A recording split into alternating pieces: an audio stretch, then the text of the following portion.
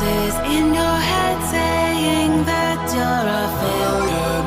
You're not good enough, but you know that's not true. There is a secret power hidden in your soul. Don't be afraid to use it, 'cause you're the one.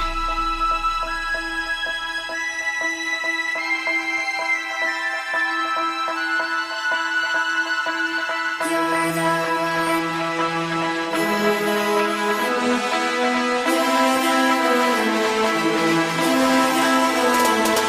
'Cause you're the one. You're the one. You're the one. You're the chosen one. You're the one. You're the one. You're the one. You're the chosen one.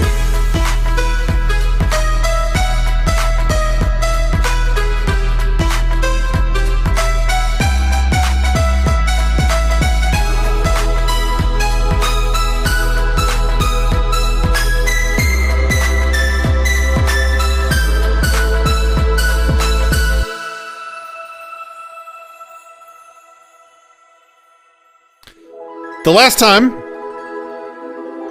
I had the pleasure of a long conversation with Max. We were right in the middle of some of the worst tyranny in the world happening in Australia. And he was having to make some real decisions about survival. That was a little dramatic, wasn't it? He was having to make some real decisions about survival, staying where he is, defending himself and his property, where he was, his property, his home, deciding, is this a hill I'm willing to die on? Where is that line? And he was talking about being at a freedom crossroads. And so now we're going to get to finally have a follow-up conversation with him to see what decisions he actually made and why and where that's left him.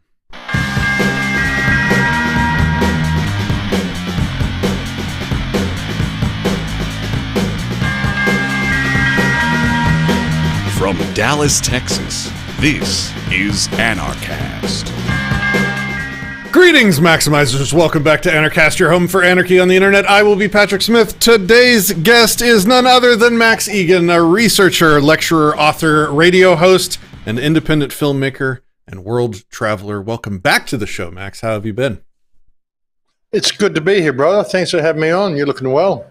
I'm looking a little fatter than last time we talked, but yeah, I fared pretty well, considering what a lot of people went through. Man. Okay, where are you now?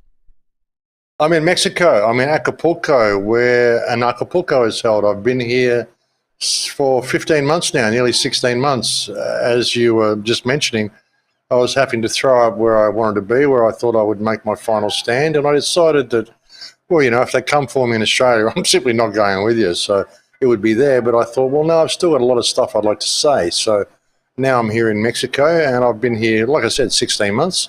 And I'm doing great. I've settled in well. And, yeah, it's all good. Nice to be here. So you're permanently in Mexico now then? That's your home? Do you have any plans to return?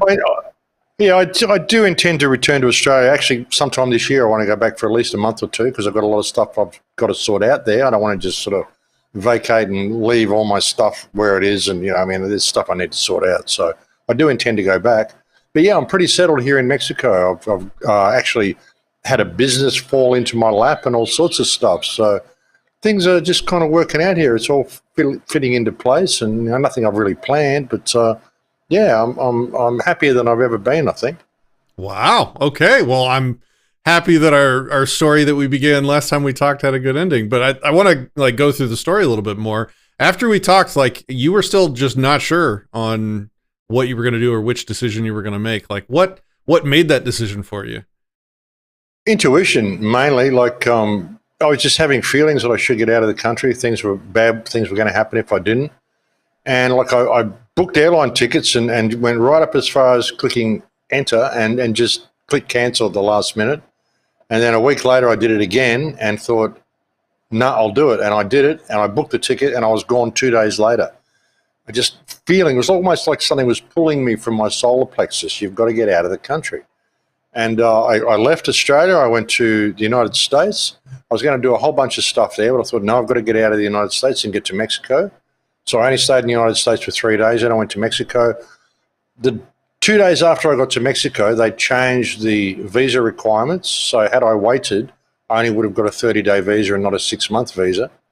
10 days after I left Australia, they closed all my bank accounts down, and they closed my Patreon down, and the police went and visited my sister's house and said, we need to find your brother because he's been threatening to kill police officers, which is complete bullshit. I mean, I haven't threatened to kill anybody. And I think about it, something else, and one of the things that actually was tweaking it for me was the fact they'd given me my shooter's license. I'd applied for a shooter's license 14 months prior, and they actually gave it to me in June 2021. They gave me my shooter's license after waiting 14 months. I thought, this is odd. They'd waited that long. I mean, I'd given up on the thing, you know. They'd waited that long. I thought, well, why did they give me my shooter's license but didn't approve my permits to pick up the weapons? I thought, okay, they're setting me up here. And that's when I was thinking I need to leave. And after I left, I thought what they could have done if they actually had set me up, because I'm a pretty big name in Australia as far as the truth community or independent media goes. I know everybody in the country, all of the resistance. So if they'd managed to get me and paint me with a black brush, they could have painted the entire resistance in Australia with that same brush. They would have got my computers, they would have got my Skype, they would have got access to everybody I know. I would have been the perfect patsy for them to set up to bring down the Australian resistance. And I think that's why I was getting these feelings that I need to leave. And I think it was highly beneficial that I did so. There's actually an event in Australia just a couple of months ago where they set up someone and said he's a right-wing, anti-vaxxer, sovereign citizen conspiracy theorist with warped and dangerous views who's been going to truth channels on Telegram, and so we need to shut all of this sort of stuff down in Australia. So they've tried it with someone else, but they haven't got the same result I think they would have got with me. So I think it was spot on me leaving when I did. I think me slipping out right under their noses really annoyed them. They went around to my sister's place like 3 or 4 times looking for me, and they're still doing it. They actually went to my ex-wife's place 4 months ago. Like, I've been here 16 months now. They went to my ex-wife's place 4 months ago saying, we need to find your ex-husband. He's threatening to kill police officers, you know. She just laughed at him and told him to get off the property. This is a woman I divorced 20 years ago. I haven't even seen it for 10 years. So, yeah, I mean, they're still chasing things up. Interesting, you know. Okay, so we are, I forgot to do this earlier. This is my bad. If you're watching this on Facebook, if you're watching it on YouTube, if you're watching it on Twitch, I'm about to cut the stream off. We're going to have an adult conversation where we talk about whatever we want to talk about rather than what those people want us to be allowed to talk about. So if you are watching on YouTube, Twitch, or Facebook, you know the drill. There's a link in the description. You can follow this exact same stream that is currently live over on Odysee. Click the link, join us over there. Goodbye on the nanny platforms. I'm killing them now. Goodbye.